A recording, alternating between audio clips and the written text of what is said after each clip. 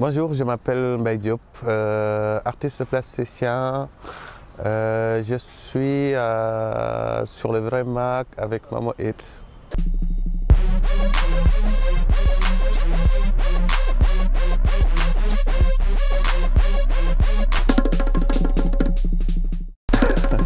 Le premier geste du matin. C'est un peu difficile de répondre à cette question, mais le premier geste du matin, je crois que c'est plutôt à serrer la main aux gens que je rencontre. J'aime bien faire ça, sentir la présence des autres autour de moi. L'inspiration, ça vient de partout, hein, ça vient de partout. Surtout des différentes choses que je vois quand je fais des balades, les gens que je rencontre, les moments de discussion aussi avec les gens, c'est ça qui m'inspire. Donc je suis là dans le cadre de la 14e édition de la Biennale de Dakar. Et je fais partie des artistes invités pour le Dakar. Et l'œuvre que j'ai présentée, ou bien le projet que j'ai présenté, ça s'intitule De l'arbre à palabre à l'arbre numérique. Et c'est une œuvre qui parle un peu d'une sorte de comparaison entre ce qui se faisait avant dans nos sociétés et ce qui se fait aujourd'hui. Alors cela veut dire que, en fait, ce que j'ai constaté avant, c'est que on avait toujours cet élément assez central que l'on appelle, ou bien que j'appelle l'arbre, où tout le monde s'est regroupé pour discuter et échanger sur les problèmes de la société. Et c'était vraiment des choses qui m'ont marqué dans mon enfance, en réalité. Et après, par la suite, j'ai constaté avec l'évolution que ces arbres ont commencé à disparaître et en lieu et place pour donner des immeubles, des bâtiments, etc. Et les gens qui étaient beaucoup plus assez social comme ça, on commençait vraiment à s'isoler et à essayer aussi de rester en contact avec le monde extérieur. Alors l'outil qui nous permet en ce moment d'être connectés avec le reste du monde, c'est vraiment les smartphones, c'est vraiment les réseaux sociaux, c'est vraiment les plateformes numériques. Et ce changement de paradigme aussi a ses avantages et ses inconvénients. Le prix dont tu parles, en fait, comme je le dis souvent, c'est pas quelque chose qui m'intéresse vraiment. Je suis pas vraiment focus sur ça. Pour moi, l'intérêt, c'est juste de participer à cette biennale, de présenter quelque chose, d'avoir aussi un moment de communion, de rencontre, de discussion avec le public autour de mon travail. Alors, le constat que j'ai eu par rapport à cette biennale, c'est que les gens ont beaucoup quand même aimé le travail qui a été présenté. Et c'était vraiment un rêve aussi pour moi de revenir à Dakar, de revenir pour cette biennale, présenter cette œuvre intitulée De l'arbre à palabre à l'arbre numérique. Alors en fait, si je devrais vraiment choisir une technique ou une forme d'expression artistique, je dirais plutôt que ce serait vraiment la performance. Parce que c'est des moments où je sens que je suis en contact direct avec les gens qui me suivent, avec les gens qui sont présents au moment du déroulement même de la performance. Et ces moments forts-là, ça me donne vie, c'est comme si j'existe et je continue d'exister. Alors que si c'est de la peinture, c'est juste l'œuvre qui est déjà réalisée, qui est là, qui est fixe. Peut-être ce qui reste juste, c'est le nom de l'artiste qui est qui figurent sur l'œuvre, mais l'artiste n'est pas là. Et moi, j'aime bien dans ces performances-là que je sois là avec le public, avec les spectateurs, avoir des moments de tension, des moments d'émotion, des moments où on sent vraiment qu'il y a quelque chose qui se passe dans un endroit assez défini.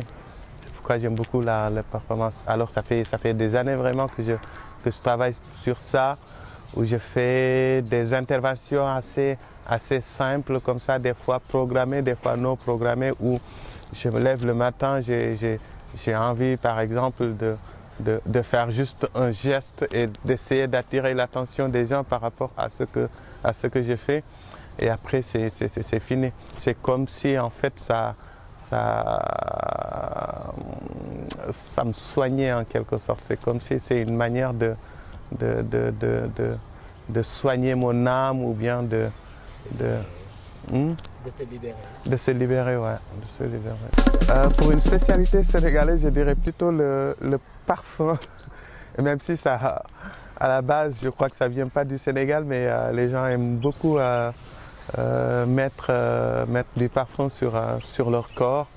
Et une manière aussi de cacher vraiment l'odeur corporelle qui est en quelque sorte une certaine identité par rapport à la personne. Et les gens essayent de masquer ça en mettant beaucoup de parfums assez forts comme ça. Et pour moi, c'est assez drôle. Ce qu'on peut dire, c'est que en fait, il y a d'excellents artistes ici au Sénégal, des gens qui travaillent quand même assez bien sur le plan artistique. Et pour moi, c'est quand même cool qu'on puisse atteindre un niveau de travail artistique pareil. Mais je suis tout le temps impressionné, je dirais pas tout le temps, mais je suis régulièrement impressionné par beaucoup d'artistes aussi que je suive.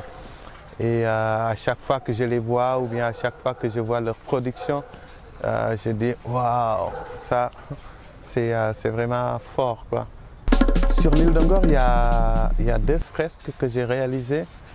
Alors la première que j'ai réalisée est sur la façade de l'espace du complexe Yad Ikon, dirigé par Alassane Na.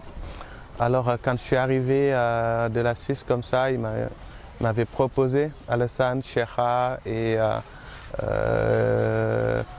les autres membres de Agitar, ils voulaient faire une fresque là-bas. Et après, je me suis donné vraiment de la peine pour réaliser cette fresque où le contenu, c'était vraiment de retracer ou de redessiner ou de faire le portrait des différents membres de ce groupe Agitar-là, comme Djibril Diop Mambéty, comme Issa Samb Joakam, comme Mamles, Kamara Seydou Bari, Mamadou Traoré Diop, Blondin, Omar Blondin Diop, etc. Donc c'était ces personnages-là qu'il fallait représenter sur ce mur-là et ajouter des textes qui donnent une certaine, qui donnent la possibilité au public ou bien aux gens qui viennent visiter la fresque d'avoir une idée ou bien de comprendre ce qui était la philosophie de ces gens-là. Et je l'ai fait avec plaisir, j'étais très content de le faire.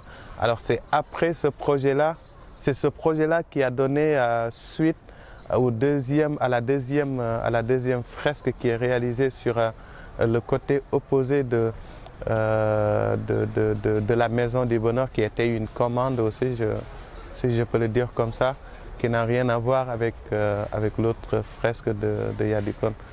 Donc ce qu'il voulait, c'est vraiment de faire des portraits de tous les gens qui ont aidé la Maison du Bonheur du point de vue fonctionnement, construction, etc. Mais le point central ou l'élément central ou le personnage central de cette fresque-là est l'abbé Pierre, qui est vraiment l'initiateur de ce projet, de cette maison qui se trouve sur l'île. Sinon, il y a d'autres personnalités comme France Gall, comme Balavoine, comme Coluche, comme Alpha Blondy, comme Bob Marley, comme aussi des personnalités de l'île, des gens qui ont vraiment œuvré pour que l'île soit un espace assez accueillant où les gens vraiment ont envie de venir sur l'île, de retrouver de la paix, de la joie de vivre sur l'île. Et parmi ces gens, il y a Abdoulaye Diallo, le berger de l'île, il y a Gaston Madera qui est représenté aussi, il y a aussi la famille Seck, Libas aussi qui est représentée, et d'autres personnes. Je peux pas citer tout le monde, mais en gros c'est ça. Alors pour les projets à venir, il y a la résidence à l'espace Célébéyon pour le mois d'octobre, octobre-novembre, suivi d'une exposition dans le cadre du parcours. Donc pour le moment, il n'y a que ça comme projet, mais parallèlement, je continue à travailler sur des projets personnels, à réfléchir aussi sur d'autres thématiques, quoi.